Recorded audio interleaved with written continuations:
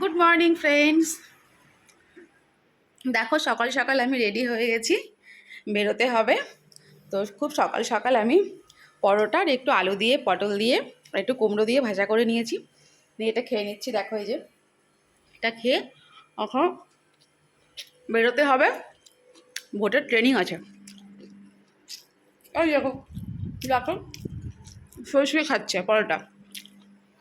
আজকে ভোটের ট্রেনিং আছে, তো সকাল সকাল বেরোতে হচ্ছে আমাকে। রান্না বান্না কিছু হয়নি, শুধু পরোটা একটু ভাজাই করেছি। দেখি তাড়াতাড়ি যদি ফিরতে পারি বিকালে রান্না করব। ছেলে সকালে পড়তে গেছে আর মেয়ে আর আমি রয়েছি। তো ঠিক আছে, আবার পরে দেখা হচ্ছে।